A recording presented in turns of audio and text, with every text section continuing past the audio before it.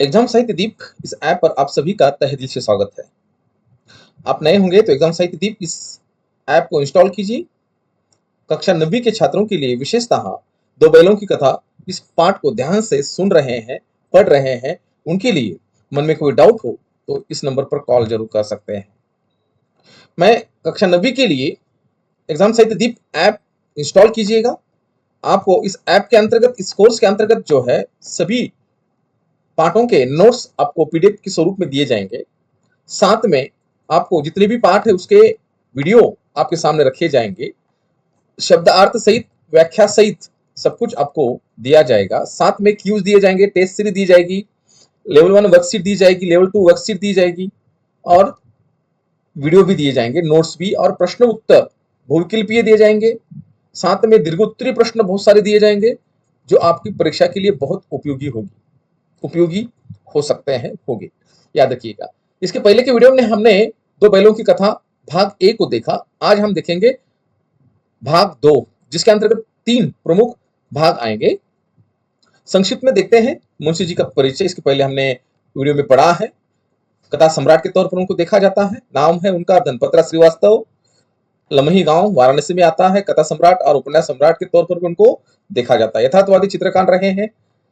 स्वतंत्रता संग्राम में उनका योगदान रहा है। भाषा शैली उनकी अत्यंत सरल और मुहावरेदार रही है। 300 कहानियां लिखी, 15 से अधिक उपन्यास लिखे। भाग 2, ध्यान से सुनिए। हम भाग 2 को छोटी छोटी गहराइयों को ध्यान में रखते हुए हम उसको देख रहे हैं। देखिएगा, मूलतः इसके पहले हमने झुरी के द्वारा बैलों का प्यार, झुरी के साले के द्वारा बैलों की स्थिति को लेखक ने बहुत चतुराई से हमारे सामने रखने का प्रयास किया है। उसके आगे देखेंगे भाग 2।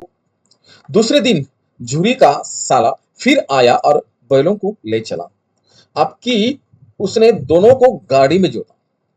2-4 बार मोती ने गाड़ी को सड़क की खाई में गिराना चाहा, पर हीरा ने संभाल लिया। वह ज्यादा सहनशील था। सहनशील का अर्थ होता है सहने वाला, शांत रहने वाला, जो कहा गया है उसको सहने वाला, याद रखिएगा। संध्या समय घर पहुंचकर उसने दोनों को मोटी रस्सियों से बांधा और कल की शरारत का मजा चखाया। फिर वही सूखा भूसा डाल दिया। अपने दोनों बैलों को खली चुनी सब कुछ दी। दोनों बैलों का ऐसा अपमान कभी न हुआ था। झुरी उन्हें फूल की छड़ी से भी न छूता। उसकी टिटकार पर दोनों उड़ने लगते थे। यहां मार पड़ी। आहत सम्मान की व्यथा तो थी ही, पर मिला सूखा भूसा। नांद की तरफ आंखें न उठाई। नांद यानी कि खाने की, जहां पर उनको खाना दिया जाता है दोनों बैलों को, उसी नांद कहा जाता है। आगे देखिएगा। दूसरे दिन गया ने बैलों को हल में जोता, पर इन दिनों से जैसे पांव न उठाने की कसम खाई ली थी। वह मारते मारते थक गया, पर दोनों ने पांव न उठाया। एक बार जब वो उस निर्दयी ने हीरा की नाक पर खूब डंडे जमाए तो मोती का गुस्सा काबू के बाहर हो गया। हल लेकर भागा। हल, रस्सी, जुआ, जोत सब टूट टूटा कर बराबर हो गया। गले में बड़ी बड़ी रस्सियां न होती तो दोनों पकड़ाई में न आते।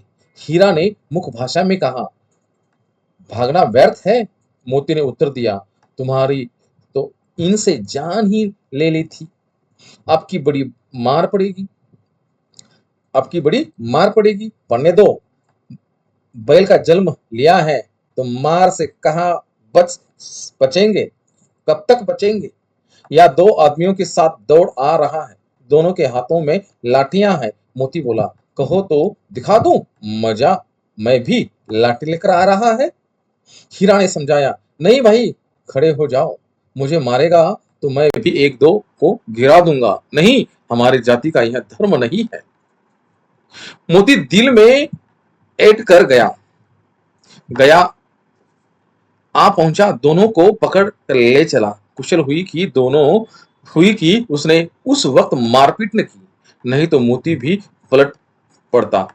उसके तेवर देखकर गया और उसके सहायक समझ गए कि इस वक्त डाल जाना ही मसलहम है, यानी कि शांति से हमें ठहर जाना ही अच्छा है। आज दोनों के सामने ही फिर वही लगा सूखा भूसा लाया गया।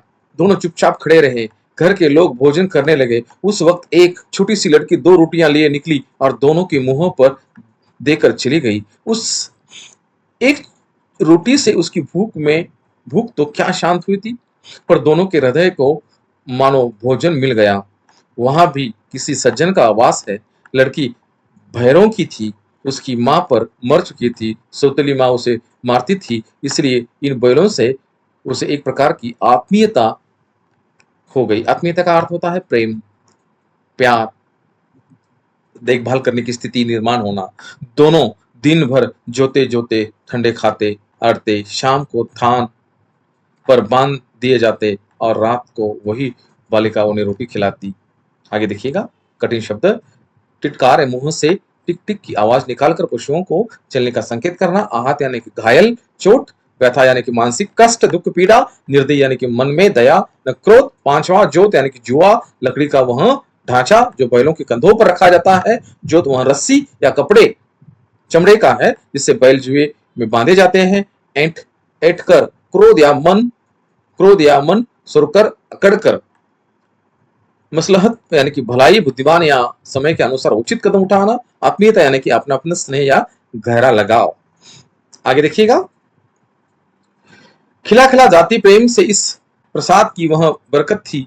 दोनों गाल सूखा भूसा खाकर भी दोनों दुर्बल न होते, मगर दोनों की आंखों में रोम रोम के विद्रोह भरा हुआ था। एक दिन मोती ने मुख भाषा में कहा, आप तो नहीं सहा जाता हीरा, क्या करना चाहते हो? एक हाथ तो सिंगों पर उठाकर फेंक दूं, लेकिन जानते हो वह प्यारी लड़की जो हमें रोटियां खिलाती है उसी की ही लकड़ी है लड़की है जो इस घर का मालिक है। वह बेचारी अनाथ हो जाएगी तो मालकिन को न फेंक दूं, वही तो उस लड़की को मारती है। लेकिन औरत जात का पर सिंह चलाना मना है, यह भूले जाते हो? तुम तो किसी तरह से निकलने ही देते, बताओ, तुड़ाकर भाग चले। हाँ, यह तो मैं स्वीकार करता हूं, लेकिन इतनी मोटी रस्सी टूटेगी कैसे? इसका एक ही उपाय है, पहले रस्सी को थोड़ा थोड़ा सा चबा लो, फिर एक झटके में टूट जाती है। रात को जब बालिका रोटियां खिलाकर चली गई, दोनों रस्सियां चबाने लगे, पर मोटी रस्सी मुंह में न आती थी। बेचारे बार बार जोर लगाकर रह जाते थे। सहसा घर का द्वार खुला। वहां लड़की निकली। दोनों सिर झुककर उसका साथ चाटने लगे। दोनों की पूंछें खड़ी हो गई। उसने उसके माथे सहलाए और बोली, खोल खोले देती हूँ, चुपके से भाग जाओ, नहीं तो यहाँ लोग तुम्हें मार डालेंगे। आज घर में सलाह तो हो रहा है कि इनकी नाकों में नाक डाल दी जाए। उसके गवाह खोल दिया। दोनों चुपचाप खड़े रहे। मोती ने अपनी भाषा से पूछा, आप चलते क्यों नहीं? नहीं हीरा, हीरा ने कहा, चले तो, लेकिन कल इस अनाथ पर आफत आ जाएगी, सब इसी पर संदेह करेंगे। सहसा बालिका चिल्लाई, दोनों फुफा वाले बैल भागे जा रहे हैं। आओ दादा, आओ दादा। दोनों बैल भागे जा रहे हैं, जल्दी दौड़ो। यह गड़बड़ाकर भीतर से निकला और बैलों को पकड़ने लगा। वे दोनों भागे। गया ने पीछा किया, वह और भी तेज हुए। गया ने शोर मचाया। फिर गांव के कुछ आदमियों को भी साथ लेने के लिए लौटा। दोनों मित्रों को भागने का मौका मिल गया। सीधे दौड़ते चले गए, यहाँ तक कि मार्ग का ज्ञान न था। जिस परिचित मार्ग से आए थे उसका वह पता न था। नए नए गांव मिलने लगे। तब दोनों एक खेत के किनारे खड़े होकर सोचने लगे, अब क्या करना चाहिए। आगे देखिएगा, कुछ कठिन शब्द। बरकत, वृद्धि, लाभ, प्रभाव। यहाँ अर्थ स्नेह और जुदाई प्रभाव से है। अनाथ यानी कि जिसका कोई रक्षा न, माता पिता न हो। बेसहारा। सहसा यानी कि अचानक, एकाएक, बिना किसी पूर्व सूचना के। संदेह, एक शंका, गड़बड़ाकर, घबराहट में, अचानक, चौंककर या जल्दबाजी में। परिचित, जाना यानी कि पहचानना, जिसके बारे में पहले से जानकारी हो। आगे देखिएगा, हीरा ने कहा, मालूम होता है यह राह भूल गए। तुम भी बेच बे बेतशाह भागे। वही उसे मार गिराया था। उसे मार गिराते तो दुनिया क्या कहती, वह अपना धर्म छोड़ दे। लेकिन हम अपना धर्म नहीं छोड़े। दोनों भूखे से व्याकुल हो रहे थे। खेत में मटर खड़ी थी, चरने लगे। रह रहकर आहट लेते रहे, कोई आता तो नहीं है। जब पेट भर गया, दोनों ने आजादी का अनुभव लिया तो मस्त होकर उछलते कूदते कूदने लगे। पहले दोनों ने डकार ली, फिर सिंग मिलाए और एक दूसरे को ठेलने लगे। मोती ने हीरा को कई कदम पीछे हटा दिया, वहां तक कि वह एक खाई में गिर जा गया। तब उसे भी क्रोध आया, संभल कर उठा, फिर मोती ने भी भीड़ गया। मोती ने देखा खेल में झगड़ा हुआ चाहता है, फिर किनारे हट गया।